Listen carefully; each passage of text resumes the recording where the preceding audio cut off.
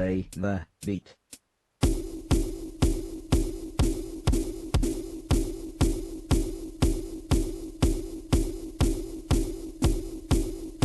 Mr. Preston asked, "Were you happy with that?"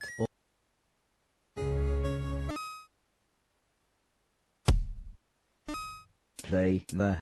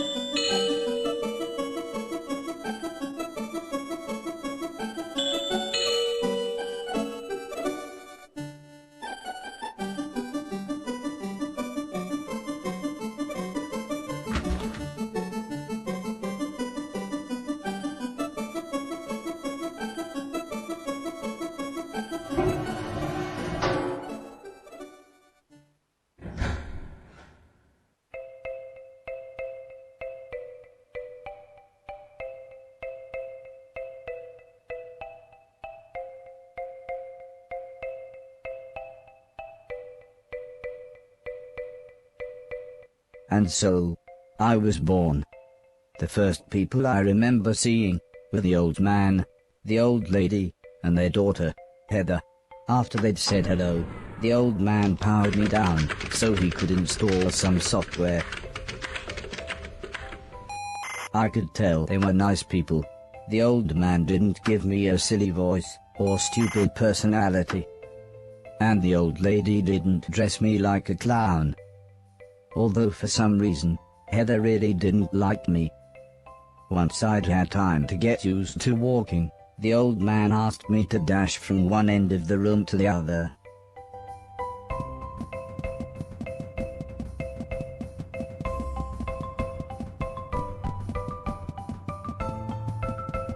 Next, the old man spent a couple of hours building some wooden platforms. He said he wanted me to jump up them, but I must admit, I was scared. It wasn't until I saw Heather and her mother happily climbing up them that I decided it might be okay.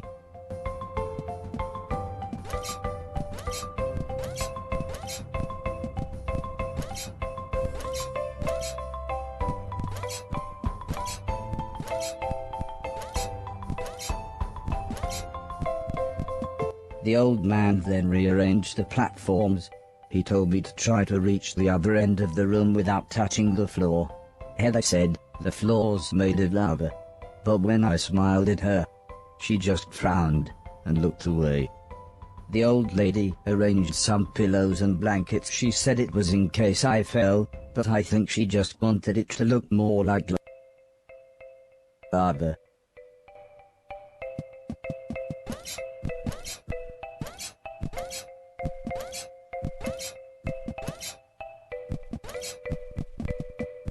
When when I reached the other side, the old man just smiled and said, "That'll do, for now."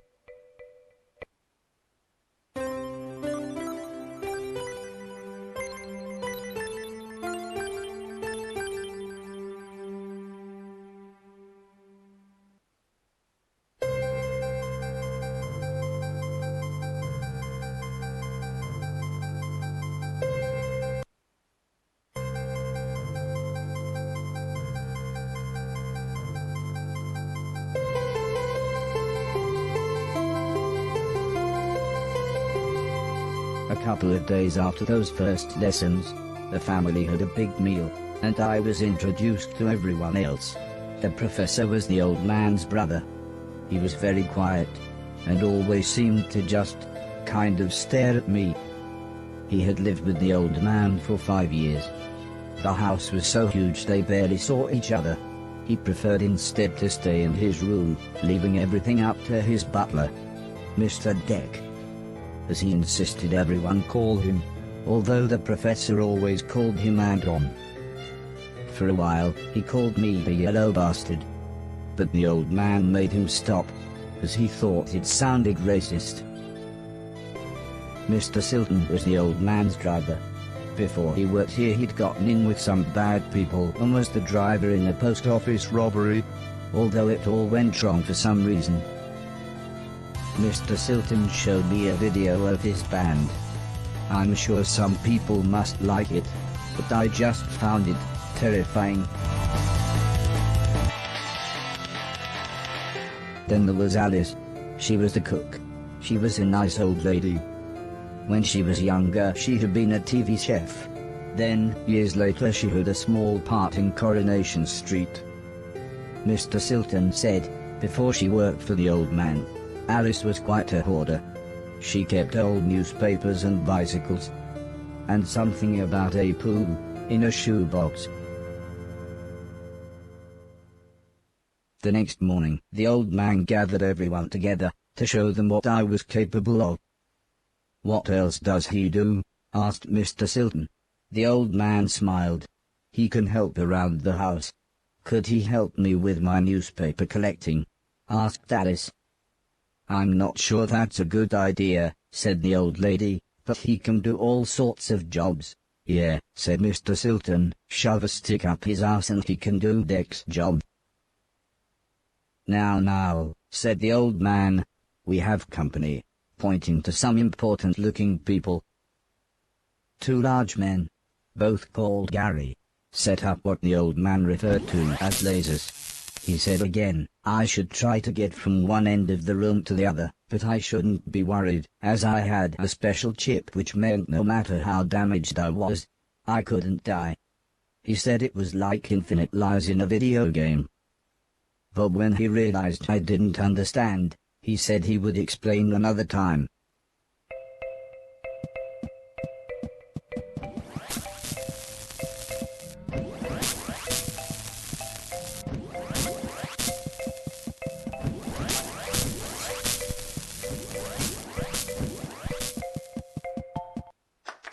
Everybody clapped, except the important-looking men. "Not exactly a cold, calculated killer, is it?" said the man in black. The man in grey laughed. "What kind of artificial intelligence was that?" he asked. "Move right, unless there's something in the way." Okay, said the old man. He turned to me and whispered, "They're going to make it quite a bit tougher, but I'm sure you'll be fine."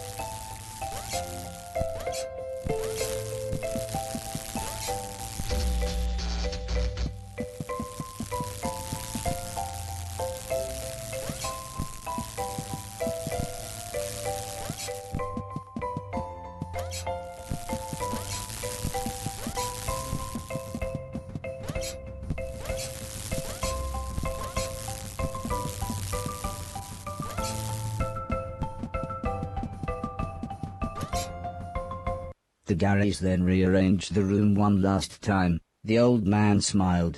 Now, there's no need to look so glum, he said. I'm still happy with everything you've done today. So this time, I was determined to do him proud.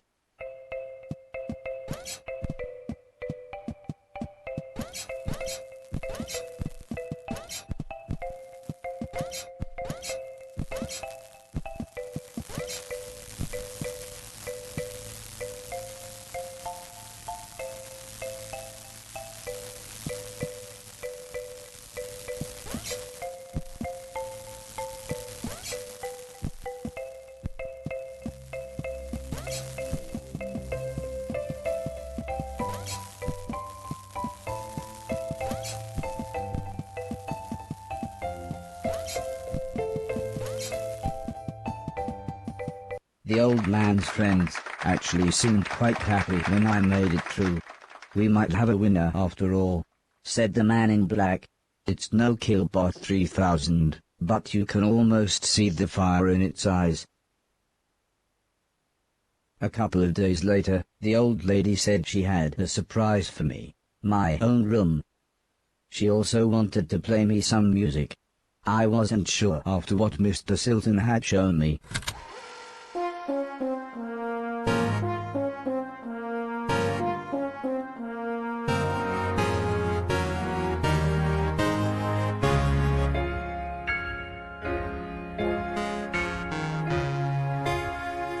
As if music wasn't amazing enough, the old lady then bought me a television set. I couldn't believe what I saw. I watched everything I could. Comedy, drama, horror, sci-fi. Anything anyone wanted to watch I would happily watch with them.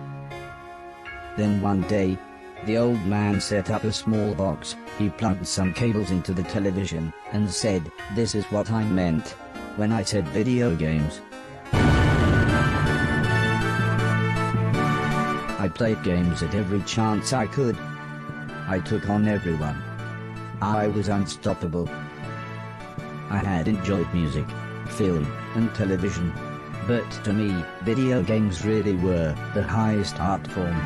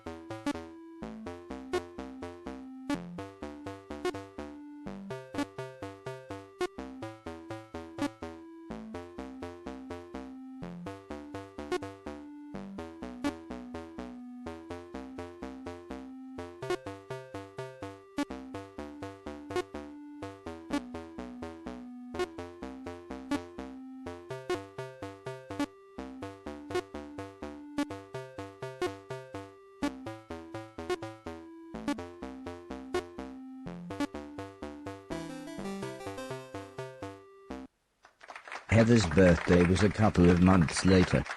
Her mum and dad had bought her a camera and arranged a day out by the sea so that Heather could take some photos, although I really don't think she wanted any pictures of me. When the old man asked the professor if he wanted to go, he frowned and said, "I can't believe you want to spend time with that thing, it could destroy the world." I wasn't sure what he meant, but the old man just smiled and said, "That's what you said about the Game Boy. Anton, how about you?" "I don't think so," said Mr. Deck. "The last time I got in that car, Barry crashed us into a branch of Woolworths. I never would have gone into Woolworths of my own accord." The old man explained that the car was old and the brakes had failed, but Mr. Deck was having none of it. So Mr. Silton drove, and Alice came along for the fresh air.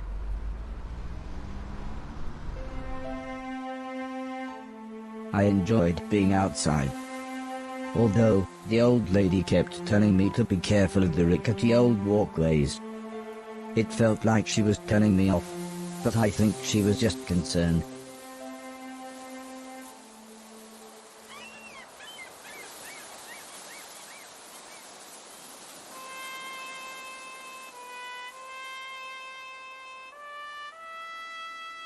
As the old man and I stood on the cliff tops, I could see something in the distance.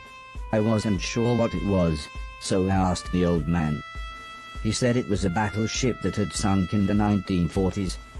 But he looked so sad when he spoke about war.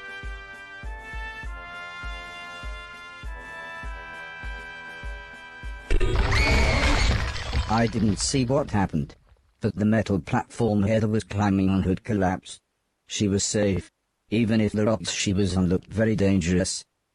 The tide was rising, and we didn't know how long the Coast Guard was going to be, so I offered to climb down and get her.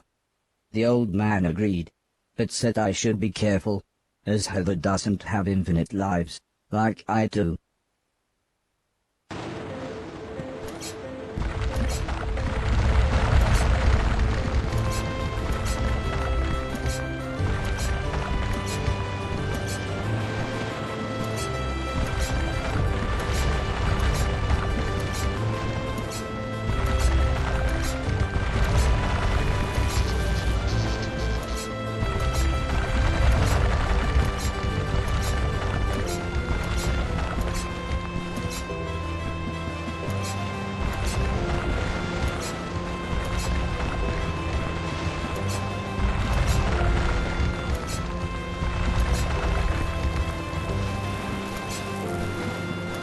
Heather was unconscious, and her leg was broken, so I picked her up as gently as I could. I decided it would be best if I didn't run the rest of the way.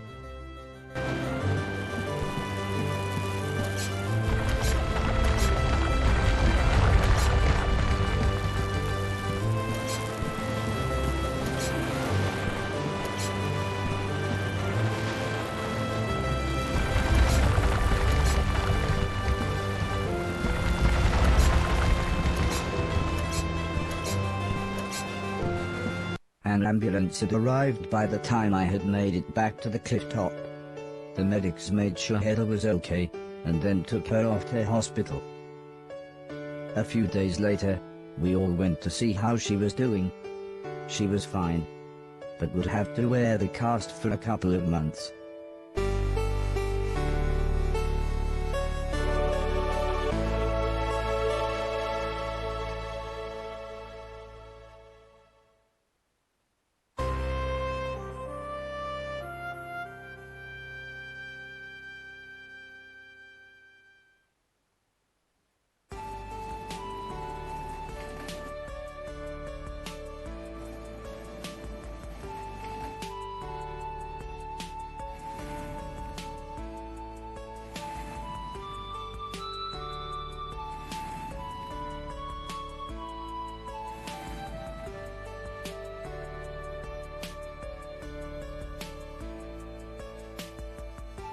Once Heather got to know me, we became good friends. We enjoyed the same films and TV. She was also annoyingly good at some of my favorite games. After a while, she became very interested in how I worked. Soon she knew as much about me as the old man did, if not more.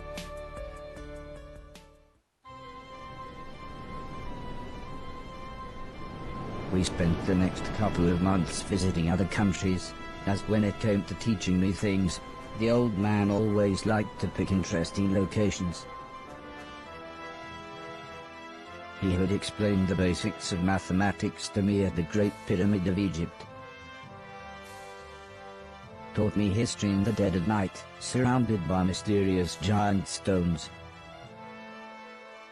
And even showed me science in action high up in a hot air balloon.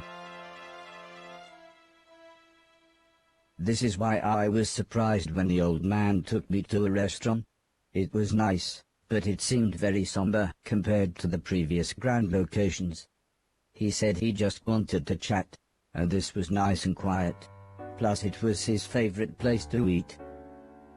We talked about life, the universe, Douglas Adams, everything really. When I asked him why were we here, why did we exist, he just smiled and said, life is like a game, just don't expect to be finished anytime soon. When I looked puzzled, he said, well, everyone should have a purpose. So I asked him, what's my purpose? He thought for a bit, then said, so you want to be a real boy? Which just confused me even more. Eventually the old man said, for now, I want you to help clean things around the house. I must have looked unimpressed, as he then said, okay, I want you to clean 1,000,000 things. It didn't sound like the meaning of life. But I suppose you've got to start somewhere.